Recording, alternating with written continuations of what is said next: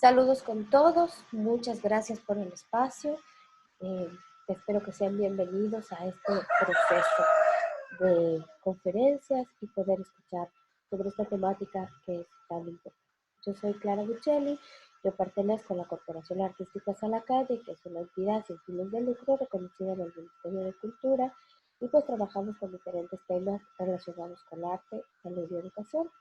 A su vez, dirijo el grupo de investigación Movimiento Reformador Arte y Salud Mental, que es un grupo de investigación antimanicomial, antiinstitucional, que lo que hace es aplicar diferentes procesos de investigación, proyectos, dinámicas en espacios no convencionales, instituciones del dolor, de comillas, como hospitales psiquiátricos, centros de drogodependencia, orfanatos y diferentes espacios de educación no formal, ¿sí? Comunitarios, etcétera, estableciendo proyectos que están relacionados con el arte como un eje transversal, la educación como un fin, ¿sí?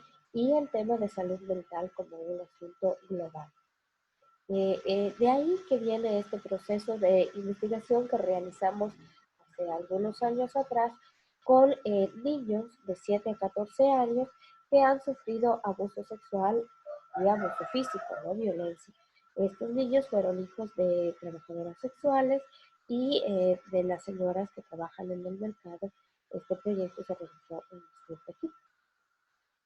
Así que establecimos un proyecto de investigación que se llamó Eficacia de un programa de intervención a través del psicodrama y del teatro foro para la prevención de la violencia, justamente para niños de 7 y 14 años con presuntas agresiones sexuales.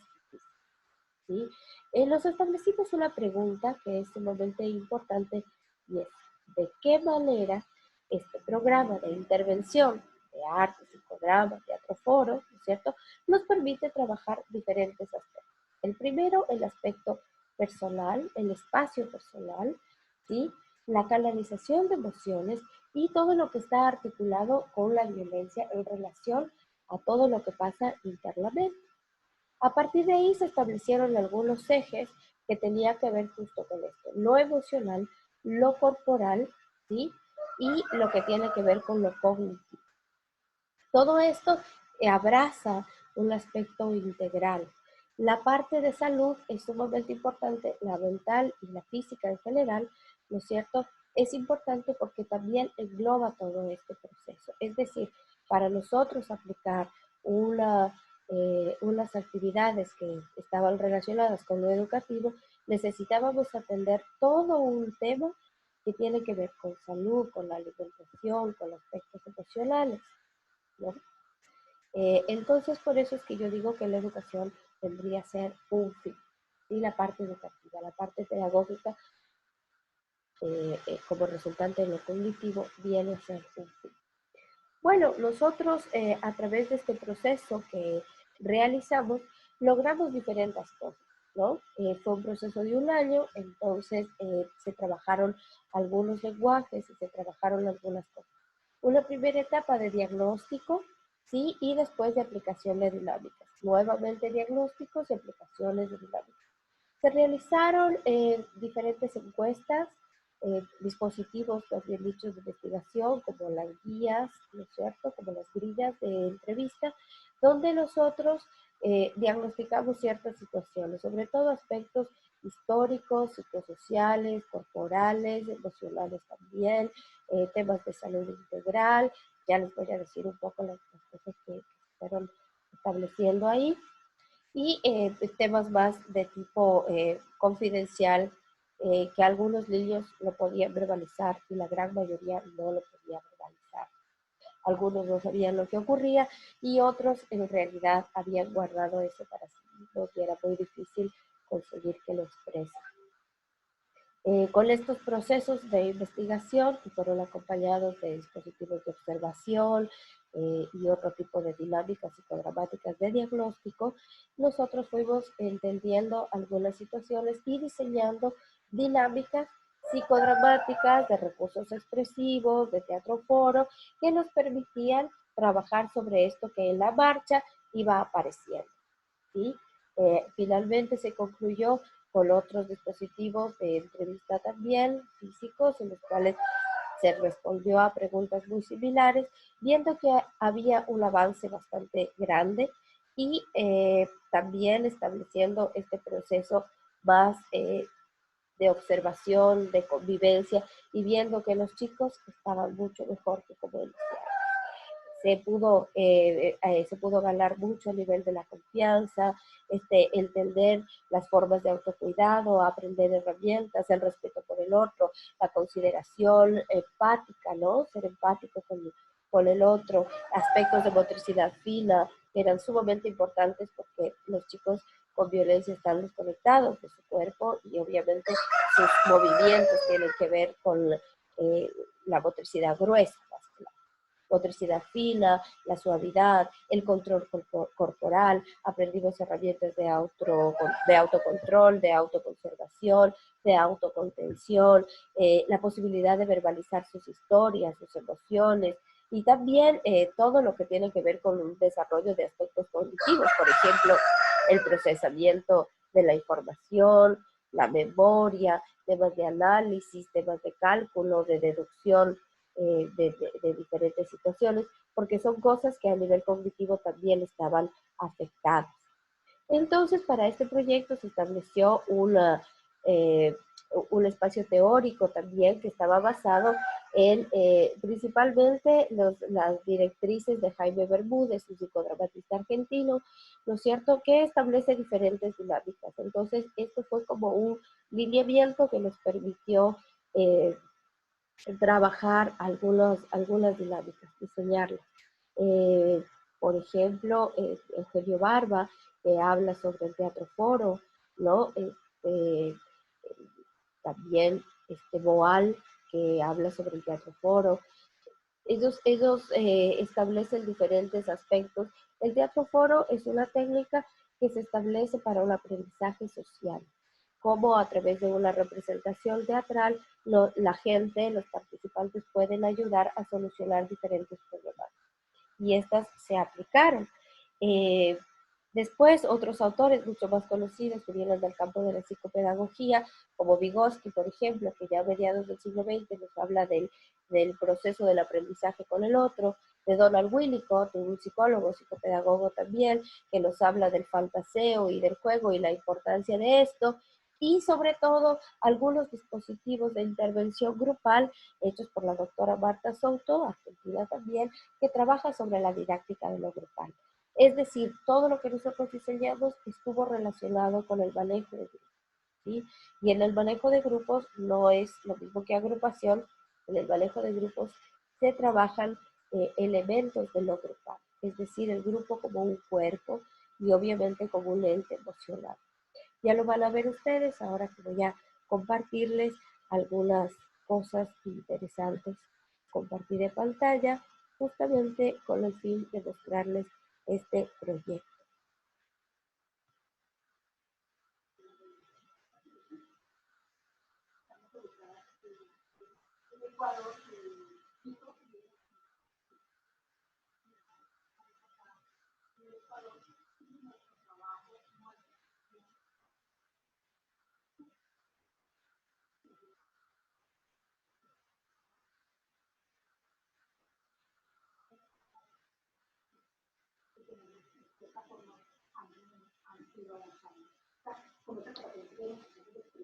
Bien, en esto que estamos observando entonces, es la persona que dirige la fundación, que trabajan con ellas, y nos explica un poco de cuán importante era trabajar con los hijos de las trabajadoras sexuales, ¿no? En estos aspectos de violencia. Esta fundación se dedica principalmente a trabajar con las trabajadoras sexuales, por lo cual a los hijos no había una concepción para ellos.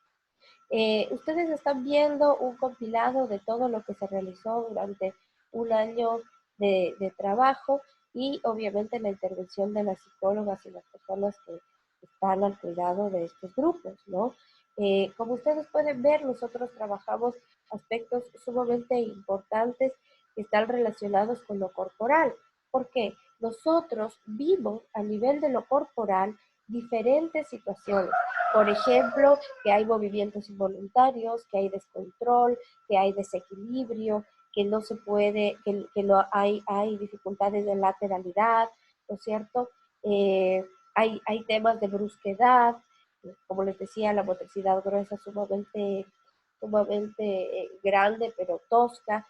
En cambio, temas de suavidad y motricidad fina, no, una desconexión muy grande con el cuerpo, curvaturas, la columna torcida, dolores musculares, dolores corporales, además diferentes lesiones, ¿no? Que pueden ser moretones y esas cosas, pero más que eso, un tema corporal. Entonces hay una conexión mente-cuerpo que siempre está presente y que cuando nuestra mente, nuestras emociones están afectadas, pues empiezan los dolores, incluso chicos que van perdiendo la capacidad de caminar o la capacidad de sostener cosas con sus manos, ¿no?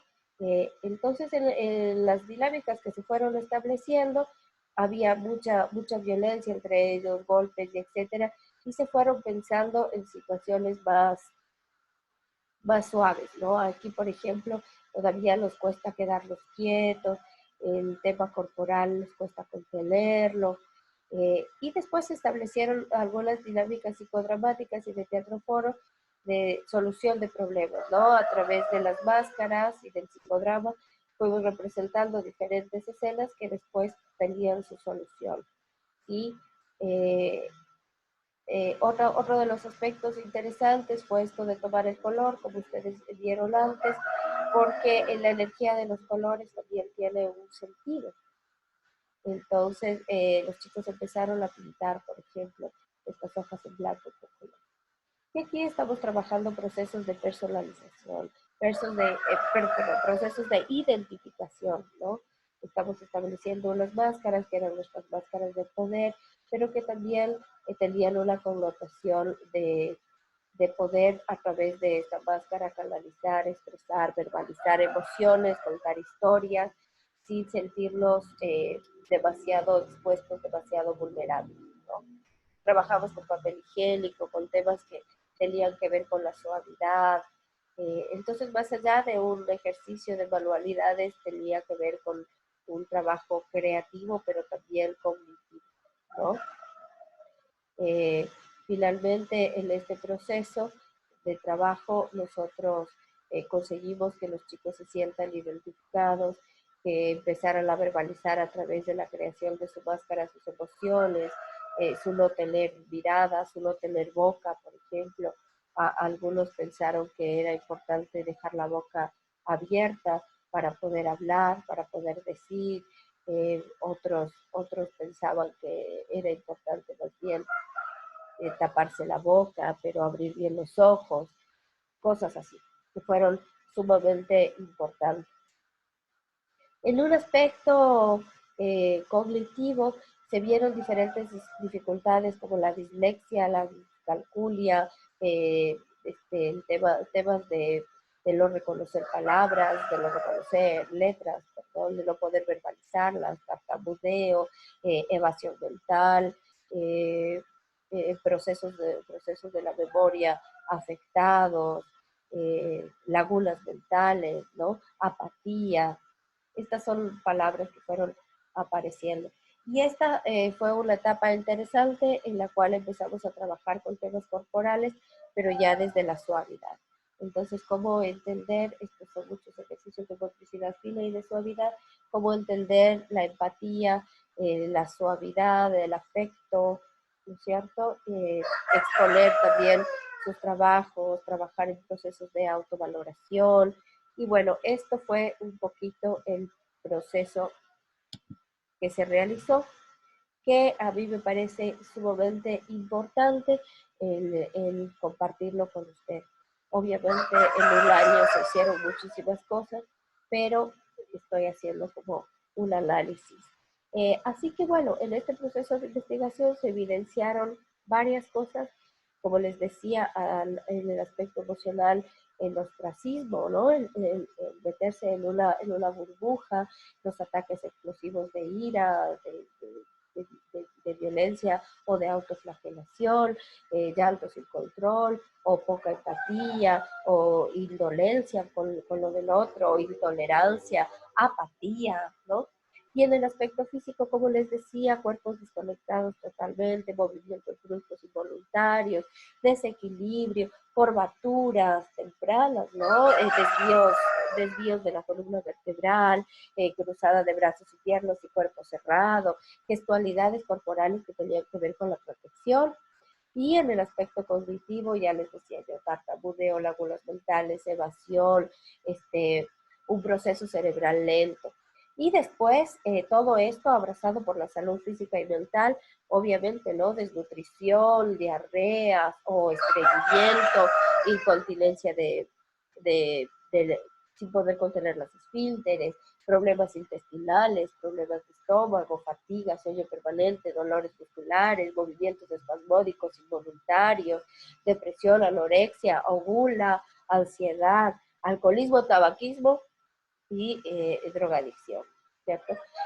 Todos estos elementos fueron apareciendo a través de dinámicas que sirvieron para diagnosticar, dinámicas relacionadas a través del juego.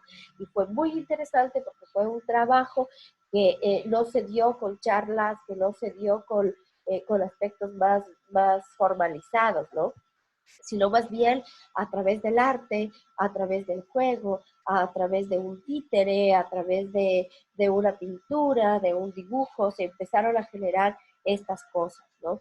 Por ejemplo, la dinámica donde teníamos papeles de diferentes tipos que decían varias cosas, ¿no? Como flagelación, o como trabajo, o como jaula, o libertad, etcétera, palabras de este tipo, que los chicos iban leyendo, iban eligiendo, iban poniendo en diferentes espacios donde habían dibujos en la habitación, y ellos elegían los dibujos o elegían movimientos corporales, por ejemplo, una figura corporal cerrada y una figura corporal abierta. Entonces ellos decían, bueno, voy a elegir una, ¿no? Y elegían la cerrada, la gran mayoría. Entonces así se pudieron ir haciendo registros ya en el proceso de investigación también. Y finalmente, cuando estas mismas dinámicas diagnósticas se aplicaron, ya eran diferentes. Los chicos que elegían el cuerpo cerrado, después ya elegían el cuerpo abierto. Los chicos que hacían un títere con su boca cerrada, con las manos atadas, después ellos generaban un títere mucho más flexible, después de haber hecho un proceso que tenía que ver con la danza, que tenía que ver con el audiovisual, con la música, con la pintura, con la escritura, con la escultura, todo lo que tenía que ver con la bazar, con el teatro, ¿no? Entonces fue un proceso muy interesante. Las conclusiones que nosotros sacamos a través de este proyecto y de esta pregunta que nos planteamos, si verdaderamente hay una eficacia de un proyecto, de un programa de intervención a través del arte, pues sí. Sí, los resultados no son grandes estadísticas, ¿sí? Aunque sí se aplicaron aspectos más formales como para poder cuantificar, son más que nada cualitativos y son sumamente importantes. Un niño que no hablaba o que no expresaba nada, de pronto empieza a hablar. Un niño que solo golpeaba, de pronto empieza a abrazar con respeto. Un niño que tenía su corporalidad cerrada, ahora salta y abre el pecho y abre su cuerpo y está mucho más flexible, lo cual significa que su cabeza modifica su cuerpo, lo cual significa que sus articulaciones dejan de estar rígidas para empezar a convertirse en algo mucho más orgánico, por lo cual permite que fluya la energía. Y si nosotros hacemos todo esto, lo podemos aplicar ya a un aspecto educativo. ¿Cuánto sirve para la educación? Bueno, en la educación necesitamos entender todo lo que tiene que ver con el aspecto integral, con las emociones, con la salud mental. Cuando los chicos emocionalmente tienen la disposición, emocionalmente están contenidos, están fortalecidos, ellos pueden aprender, tienen disposición para aprender. Si no, no hay manera de que se puedan establecer situaciones de enseñanza-aprendizaje, porque no tienen esta predisposición. Entonces, a nivel cognitivo también se ayudó mucho porque empezamos a promover aspectos de cálculo para deducir cosas, establecer problemas de los cuales ellos analizaban, hacían un proceso de análisis, investigaban, incluso hacían cuestionamientos, preguntas, iban a sus saberes previos para poder responder. diferentes situaciones que les motivaban, ¿no? También en un tema de concentración, el trabajar el cuerpo, el trabajar lo corporal, el trabajar la motricidad fina, empezaba a ayudar a su mirada periférica y a su mirada central. Y en este proceso de lo periférico a lo central está el acto de la concentración. Temas de lateralidad, que son sumamente importantes para la lectoescritura, se empezaron a trabajar a través del cuerpo, a través de tocar instrumentos musicales. Con una mano toco un instrumento, con la otra mano otra, con una mano hago movimiento, con la otra. Empiezan a ayudar a los procesos de lateralización y por ende ayudan también al tema de la lectoescritura, ayudan a la concentración. Es decir, el arte puede ser un canal maravilloso para transversalizar toda la vida, la salud, la educación, los aspectos psicosociales, psicoemocionales, culturales, sociohistóricos incluso, y poder prevenir también la violencia, porque si nosotros trabajamos con los chicos sobre estos aspectos, a pesar de que ellos lo han vivido y que lo empiezan a reproducir en su pequeña microsociedad, ¿cierto? Ellos también aprenden el otro lado y tienen la posibilidad de no reproducirlo o de no reproducirlo con sus hijos o de salvaguardarse y de alguna manera cambiar de camino y hacerlo diferente, ¿no? Yo igual sugeriría eh, que el Estado se preocupe más de estos procesos. Las campañas a veces tienen que ver mucho con difundir volantes o hacer charlas que no llegan a las personas. El arte trabaja con las emociones, el arte trabaja con lo más interno y es ahí donde hay aprendizaje significativo.